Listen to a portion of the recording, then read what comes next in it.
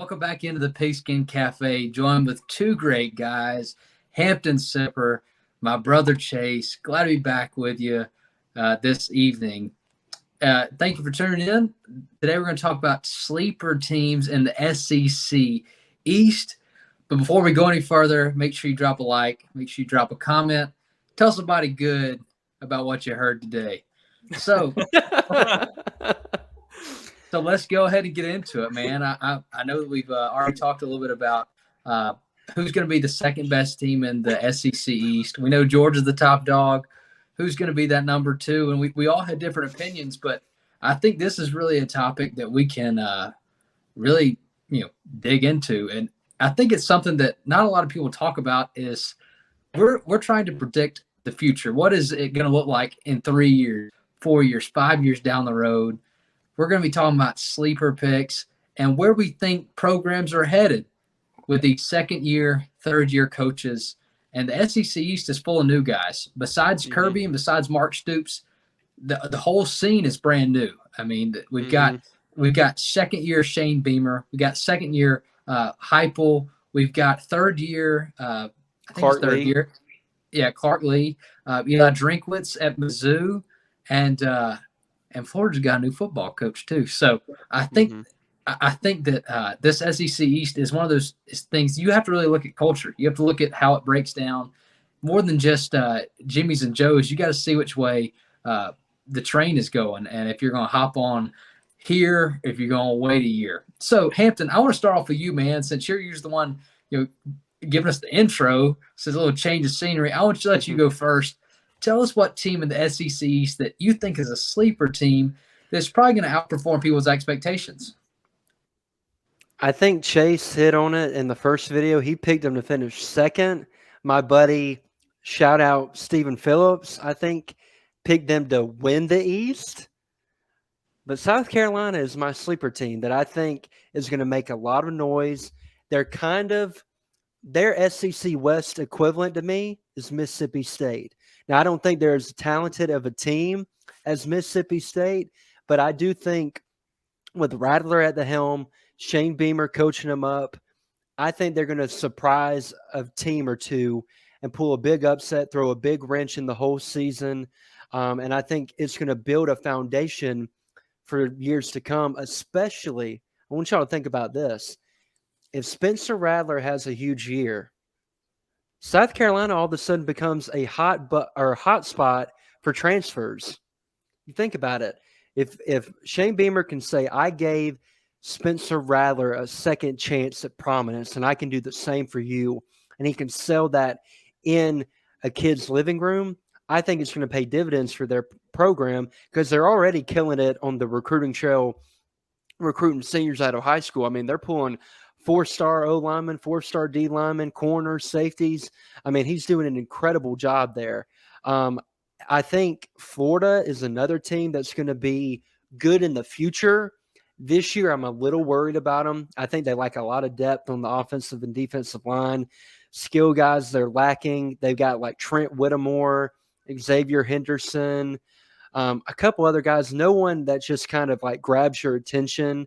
But they do have Anthony Richardson at quarterback, who I think is going to make a big leap in a culture and an offense with Billy Napier that is going to allow him to use his abilities and not kind of throw him to the wolves like Dan Mullen did. I think the way Dan Mullen yo-yoed him and Emory Jones last year was not good for his development. So I'm very anxious to see the type of year that he has.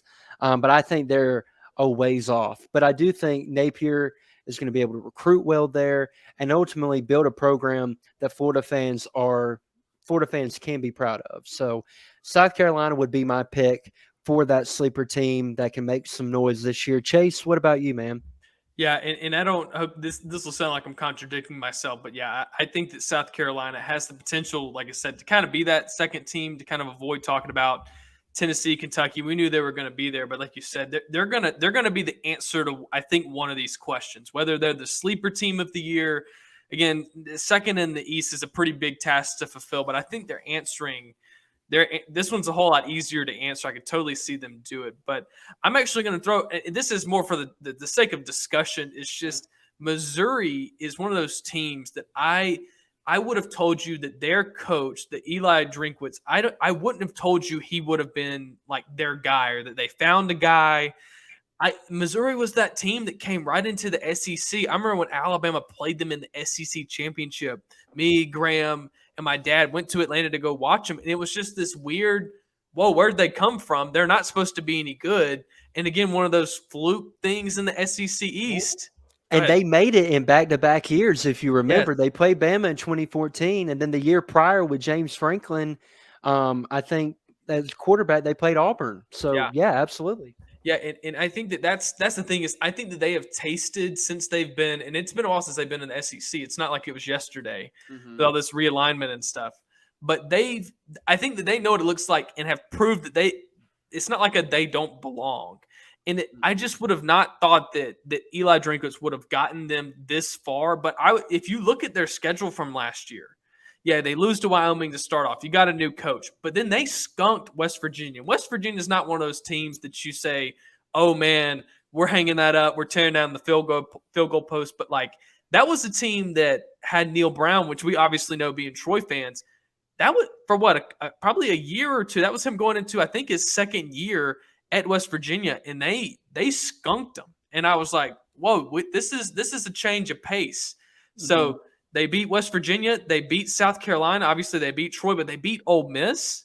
They lose to Vanderbilt, bad loss.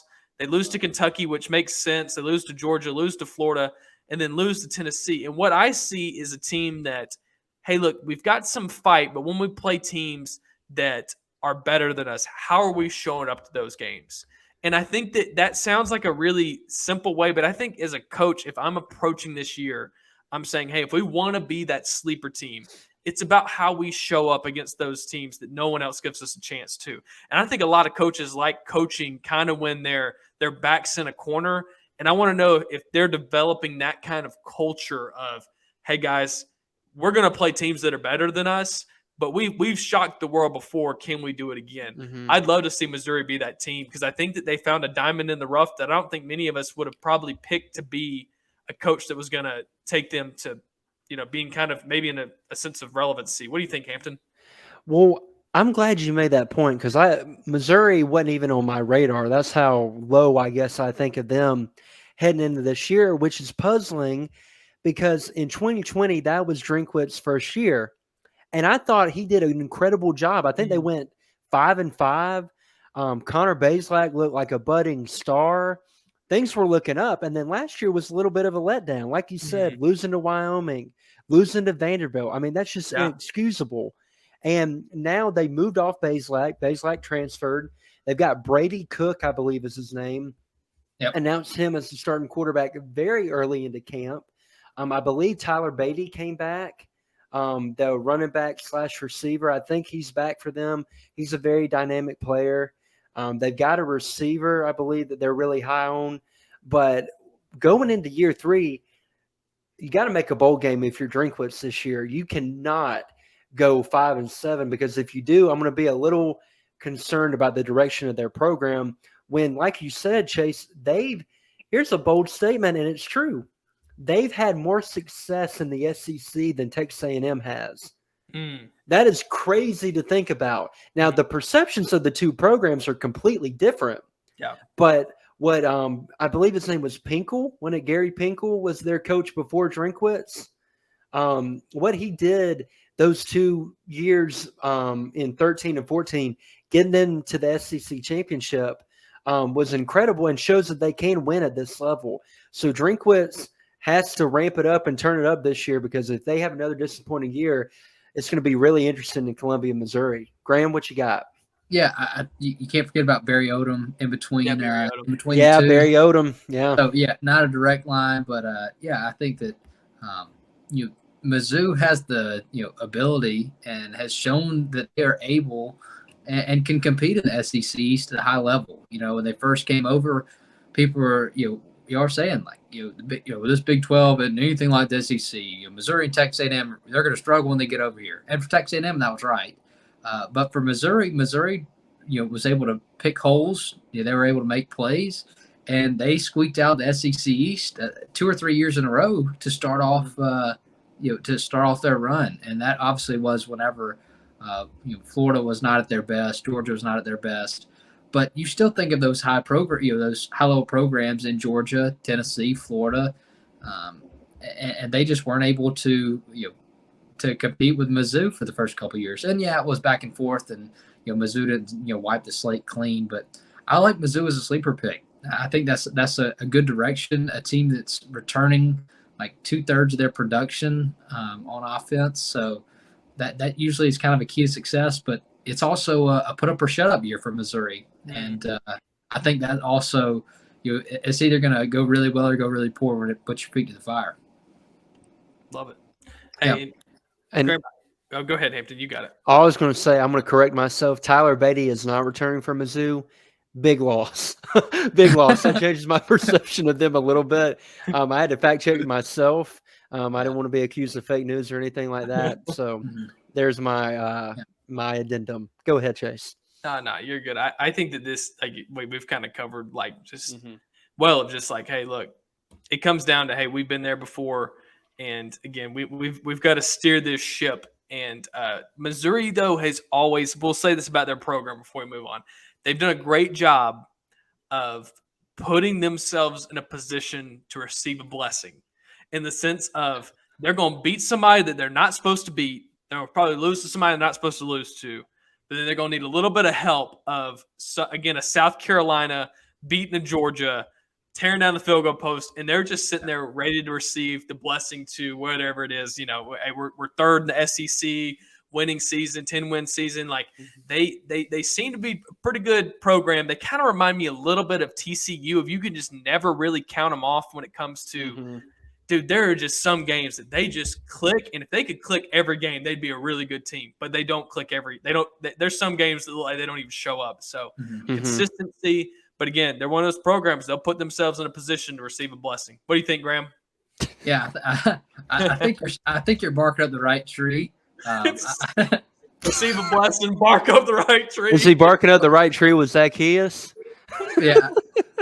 Not exactly. Yeah, go see a guy about a dog, Yeah. If Missouri's going to be in a place to receive a blessing, they also got to be barking. You also got to be barking up the right tree. The cat's up there somewhere. You just got to be the right one. I think you're right. I think that Missouri, if Missouri has a great year in the SEC East, a second place finish, or even a blessing and a miracle, a first place finish in the SEC East, I definitely think they're going to need a lot of help. They're not going to be able to do it on their own. But I do think that Missouri is one of those teams that they play those noon kickoff games, and that's when they take on Georgia, and it's like kind of like University of Texas. Yeah. Missouri always comes out like ice cold playing against Georgia, but if they can come out hot one of those games, then it'll start raining. Also, you get up 2 scores on Tennessee, Kentucky, like that kind of changes the game. Just like, oh man, we just got smacked in the face. What are we going to do? Instead of one of those 6 o'clock games where we've had all day to think about it, we've had all day to simmer on it. I think Missouri's got to win several of those games this year, and I think they go to Kansas State. I believe is their big game this year. That'll be fun. And I think that's a winnable game, though. I think Kansas State's a pretty even opponent for them. Kansas State's not winning the Big 12, we don't think, but they're going to have a good team. They're always going to have a team that just they do the X's and O's right. And if you're going to beat them, it's not because we beat ourselves. You're really going to have to take it to us. So I think that Mizzou could start off 2-3 wins in a row. Yeah, and final point I'll make on Mizzou, and then we can kind of transition to our final topic for this episode of. I got a sleeper team before we get on. Oh, you got a sleeper team. I tried to talk to the Graham. He want to talk about Missouri. That's what I'm saying. Chase. Okay, last note on Missouri, and then we'll go to your sleeper team. Then we'll transition to our final topic. Mizzou. The thing about them, Columbia, Missouri, that community, they love their football. They love their Tigers, and when that team was good, they had a great stadium atmosphere. And when they were in the Big 12 with Chase Daniel and they had those really good teams, they had a great stadium atmosphere. It's really unique, people sitting on the hill and the pageantry that comes with that. I think they're longing for a good football team, like any fan base, but they deserve a good football team. And so I'm kind of hoping that magic kind of comes back to them this year. Graham, give us your sleeper team then, since it wasn't Missouri like I thought it was. It's not Missouri, but it's going to be quick. I'll say that. Okay, this team in Media Day polling received a first-place vote to win the SEC East. Okay. I think I'm joking. I ain't joking. The team that y'all just talked about, Missouri, did not receive a first-place pick. Every other team in the SEC East did. Vandy? The Vanderbilt Commodores, their win total odds are 2.5. They're predicted to win 2.5 games this year. I think they go over that. We got to exceed expectations. We got to return on the money line. Vanderbilt starts off at Hawaii. Next week they play Elon. 2-0 right there. We're 2/3 of the way there. I think that playing at Hawaii would have been a big game, but Hawaii absolutely blew up their program. Todd Graham is out after his son tried to transfer. He can't even recruit his own son to stay. So he resigns. And anyway, so they play Hawaii and Elon to start off the year. Week 3, they play Wake Forest at home, which that's spanking. I think, brother. I think a month ago we say that, but Wake That's Forest true. doesn't have Hartman. Sam Hartman anymore. That doesn't mean Vanderbilt's going to win. But I think that Vandy could, they could step on some heels of Wake Forest and at least keep it close. Mm-hmm. And then the next week they play at Northern Illinois. Northern Illinois is a good team out of the MAC, but I still think Vanderbilt has a good shot of winning. That's the 3 wins right there. That's all you need. 3 wins. We did it. Yeah. 3 wins and your money back. But then they play Alabama, so But the last 3 games of the year, at Kentucky versus Florida versus Tennessee, those are games that Kentucky might be sleeping on Vandy going and playing Georgia the next week. I'm not. They're sleeping quiet like a mouse, man. They ain't worried about nothing. They're getting 10 hours of sleep a night before that game. I'm not predicting Vandy to win 6 games. I'm not predicting them to make a bowl game. I'm just saying they're going to exceed expectations and return on your money. So here's my question. Was the media member that voted them number 1 in the East, Mr. Joshua Helms, a.k.a. Wode Suave? I do not know that. I saw a 1 in parentheses beside their name, and I was honestly shocked. So there's somebody. What's sad is people like that also get a Heisman vote, but we won't get into that. So that's right. That's true. Well, we know our very own Suave called them a very good team last year. So had to make sure when our boy voting. Chase, what you got before we move on? Nah, man. I think just Graham to kind of put a cap on that. I think that dude, put a bow on it. Yeah, man. That savings accounts don't have very good interest. So hey, if you want some return on your investment, hammer that over for the Vanderbilt Commodores. Hey, that over right now sitting at plus 120. Doesn't take a lot of money to make a little bit of money. Hey, it doesn't. You want to make some money? Vanderbilt's odds to win the SEC championship plus 75,000. Oh my gosh. Hey, a chip in a chair make you a millionaire right there. Right. It sure will. And when you become a millionaire, you'll wake up because you'll be dreaming because that ain't happening. But I love the boldness. Hey, at all in credit you got to be bold, be genuine, be impactful. You got the first pillar, Graham. You were bold. So I appreciate going out on a limb there and saying that Vandy is your sleeper pick. I'll be very interested, and I will be tuned in to that Vanderbilt Hawaii game at 9:30 this Saturday. College football is returning in 3 days. And speaking of that, we're 10 days away from the start of the college football season. So next week, we're going to come back with our preview show, breaking down all the matchups in the SEC and a couple of the ones at large across the country. But to give a little tease, as we like to say in the business, Graham, tell me the matchup in week 1 that you're most excited for. First off, I'm super excited for Vandy and Hawaii because it's football. It is football. I'm not saying that's about the really one I like. I like Nebraska. and Northwestern. Whenever we hadn't had something in a long time, it doesn't have to be really good for you to like it. I'm saying, like, whenever you get salt or sugar in that high school lunch, I mean, it doesn't take a lot to get you excited. So, man, I'm actually excited about Alabama, Utah State. Hampton, I know you and Chase are probably going to go on the Georgia, Oregon train, but I like Alabama, Utah State. Utah State is, I believe, their top 25 team. Blake Anderson went from Arkansas State to Utah State. I think he's building a really good program. In the first year, they won like 9 games, won the Mountain West. I think the Utah State's not a team to sleep on. I think that Alabama was definitely better, but Utah State is a very talented team.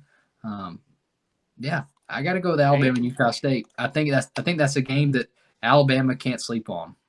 And I believe they play UConn this weekend, so we're going to get to see them in live action as a little precursor to the Alabama game. But I like that pick. It is definitely not my most anticipated matchup, even though I can't wait to watch the Tide roll in 10 days. But very much looking forward to it. Chase, what is your week 1 matchup you're most excited about? Man, I mean, there's plenty. Like you said, there's just an excitement of college football just being back. Man, but there's a couple ones that I would say, and Hampton, I hope that I don't steal your glory right here. You probably are. No, I'm going to try not to. I'm going to try to leave you at least something to talk about. I'll say the first one that I'm intrigued by. Is that cool? I'm going to go with an intrigued. Ooh, okay. All right, so West Virginia and Pittsburgh play each other. Is that the one you're going to pick? That was the one I was going to pick. Are you serious? I'll let you No. You're good, dude. You're good. Go ahead with it. There wasn't much that I was going to say. I was trying to stay away from one that I was going to let you have one of the bigger ones. I think that's, again, being a Neil Brown kind of fan, I think that they finally got a good quarterback. And I think for Pittsburgh, it's like, hey, are you going to stay relevant? I mean, those are the 2 questions that kind of have to be answered. I think that game means a lot, if that makes sense. Like, it's one of those games that's, again, cool matchup because they're kind of the same, I don't know, tier, if you want to say that. 2 programs that are both kind of same, like they have history, they're well respected. Hey, who's going to be, if they lose this game, it doesn't really feel like it's a big deal, but whoever wins this game, I think is a really big deal for that coaching staff, that program.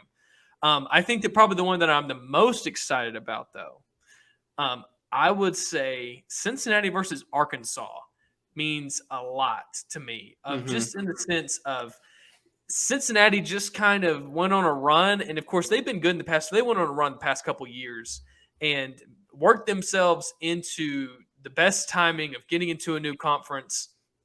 This is what we want to see. Can you hang with the big dogs? Like, can you be number 4, go to the playoff, lose some good players? Is this your one hit wonder, or are you able to maintain success? I think that they've got the coach to do it. Here's what we want to see is whether they've been developing a quarterback, been developing a team to come in there and play one of those teams that, again, Arkansas has kind of shown they want to be a team of consistency. I think that matchup will be one of those that I'm excited to watch, and I feel like it's not a game that's going to be over in the first 3 quarters. I can see some of these other matchups, even though they're fun matchups, they're big names. I could see them being decided, going into the 4th quarter. That's one of those. It's like, fellas, we're playing 4 quarters in probably a couple of minutes. I mean, I think it's the potential to go into overtime kind of game that I'm excited to see. So that's going to be mine. Hampton, what do you think? Who are you excited for? Plenty of good games left. Well, I will say, to add to your Cincy Arkansas point, I think that's going to be a really compelling matchup. I wish they had played last year or this year's Cincinnati team, or last year's Cincinnati team was playing this year's Arkansas team. That would, to me, that matchup would elevate to another level because of how good I think Arky is going to be. And I thought Cincy, while not elite, was really good last year, especially as a non-Power 5 school. I'm gonna do 2 like you did. I only got one. I only got one. Your brother changed the rules on me, so I got to go with him. Man. It's adapt or die, Graham. It's adapt or die. But Pittsburgh, West Virginia is my number 1. Not only because it's on the first Thursday night of the year, but it's the backyard brawl, guys. We grew up watching this matchup. I'll never forget 2007. West Virginia and Pittsburgh played. It was a rainy night, and if West Virginia had won that game, they would have gone to the national championship game instead of LSU. Those teams with Pat White and Steve Slayton, and they were dynamic. Rich Rod at the helm, very fun to watch. And I think that game is going to be so compelling because of the history between the two teams, but also you mentioned West Virginia finally having a quarterback worth the darn in J.T. Daniels. I think Neal is going to be able to use him and accentuate what he does well. So I'm really looking forward to seeing that. And then on the other side, you've got Keaton Slovis for Pittsburgh, who transferred from USC, who I think is a really good quarterback. I mean, that game, it has it all. It's got the history. It's got quarterback matchups. It's Thursday night, first game of the year. Atmosphere is going to be crazy. Cannot wait for that game. Then my other pick, while, Oregon, Georgia is going to be a good one. Ohio State, Notre Dame, great name recognition, pageantry, icon, blue blood. I don't think that's going to be that great of a game, honestly. I'm going to go with Florida State and LSU on that Sunday night, September 4th. I'm really looking forward to that game because it's going to tell me a lot. I think we're going to learn more from that game than we learned from maybe any other game that weekend. And the reason I say that, Chase, you and I have talked about with Coach Hayes that Mike Norvell may be on the hot seat. There ain't no maybe. He is on the hot seat if he does not produce this year. If you come out and you beat LSU, the trajectory of your season dramatically changes. And I think kind of getting them early is the best opportunity for them to beat them, because I think LSU is going to get better as the year goes along, as Jaden Daniels gets probably more experience in that starting position. And then I think it'll also tell us a lot about LSU, because I think their offense is going to be really explosive, or they had the capability to be, if Jaden Daniels turns into the player that he flashed at times at Arizona State. He was never consistent with it, but he flashed brilliance, and I'd like to see that kind of level out. And if he does, they're going to be a very dangerous team in the SEC West. So that would be kind of the matchup that I am looking forward to most, other than that Pittsburgh-West Virginia game. Do y'all have any thoughts on that matchup before we get out of here? I would just say that I want to jump in and say I looked at a top 25. That's not a top 20. Is LSU not in the top 25? I thought they were. I thought they were too, and I'm not seeing them when it comes to week one matchups. But I don't know if they got Miami. I don't know if that's accurate to what I'm looking at. But anyways, I'll look it up. Keep talking. That's too big of a matchup to really not be getting that kind of, like you said. There's some press behind this that has, coaches like future, involved here. What did you get? Anything? They're unranked. Unranked. So that's one of those games, like you said, two good programs, and obviously one's got a new coach, one's about to get rid of their coach. If he doesn't win this game, it's going to be really tough. Mm-hmm. It's going to be one of those. It's going to take a Scott Frost kind of used sales car salesman kind of pitches to keep his job at the end of the season if Norvell loses this game. But I'm interested in it. That's one of those games that you got to tune into, because it's one of those, like, hey, you got to get out there and you got to fight.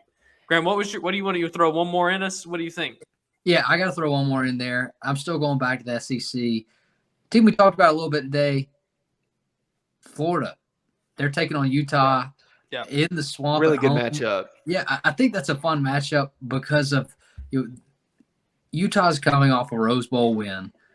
Utah has been a team that has really played above average for the last 10 years. I think that I think they're one of those teams that they're going to get 8, 7, 9 wins every year. Doesn't matter. But I think this is really a big game for them, because this is going to be the lights, camera, action from the start. Utah has lost some production, but Cameron Rising, their quarterback, returning for them. And I think that Utah, this could be a year for them to run rule the Pac-12 again, and maybe put themselves in a the chance to make the college football playoff. And it's going to start in Gainesville, Florida. I like that a lot. I think Yeah, that's I mean, good.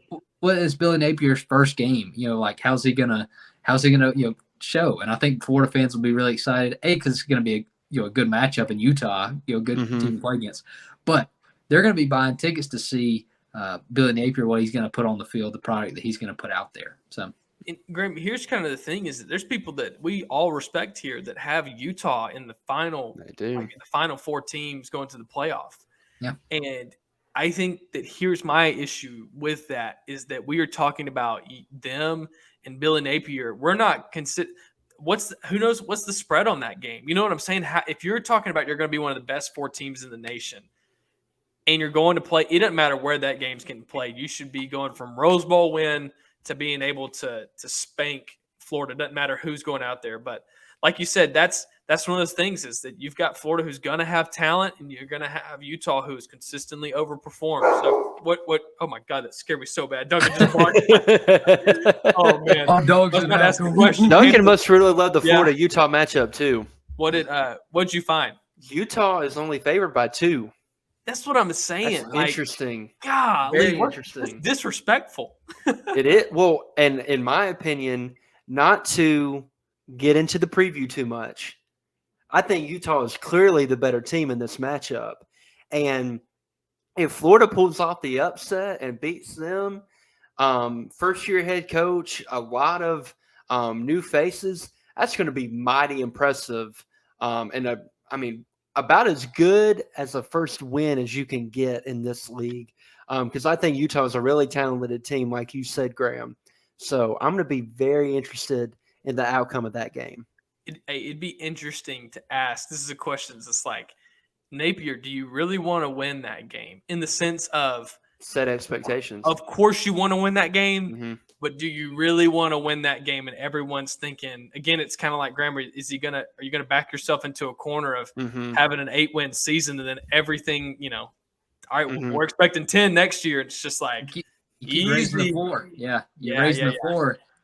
So I'd love to see it, but yeah, I think that Napier's leash might get shorter actually if he wins that game going forward. It's kind of like this will be my last point on it before Graham, I kick it to you and see if you have our closing thoughts. But kind of like what happened to Gus Malzahn at Auburn. He comes in that first year, you go 13-1, you go to the BCS championship, and he never quite lived up to that first year. And I think that crippled him. And then now he wouldn't trade that year for anything. Auburn fans wouldn't either. And I'm sure Billy Napier wouldn't trade a first win for anything. What he would trade is the expectations that come with winning sometimes have a price that you can't always pay. So I think that was a great point by you. Graham, you got any closing thoughts on matchups of week 1? And then we'll get on out of here and get ready to preview week 1 next week, baby. We have made it. Let's go. Yeah.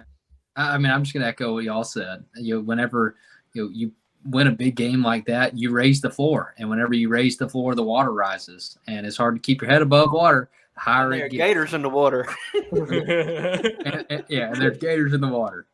Man, I'm so excited just to be talking about football, be back in it. I feel like it's been the longest, most eventful offseason for every sport, but there's been no shortage in NCAA football. And so I'm excited, man. It's going to be fun come September the 3rd because, not much happened on August 22nd. But so it'll be fun to watch. Excited to keep going with the Pigskin Cafe. Go, baby. Absolutely. And I think that is a good place to wrap it up for the evening. Gentlemen, thank you for joining me. As always, it was a pleasure talking a little SEC East with y'all, breaking down some sleeper teams we had and then previewing some matchups coming up in week 1. If you're new to the show, be sure to subscribe to our YouTube channel at the Pigskin Cafe. Hit that notification bell, leave us a like, and leave us a comment. We'd love to hear from y'all. And I actually, during the show, I got a tweet from one of our loyal listeners, Mikey B-Ball on Twitter, and he told us how much he enjoyed our SEC West pod. And so I want to give him a shout out and appreciate him Mikey being a faithful supporter of the show.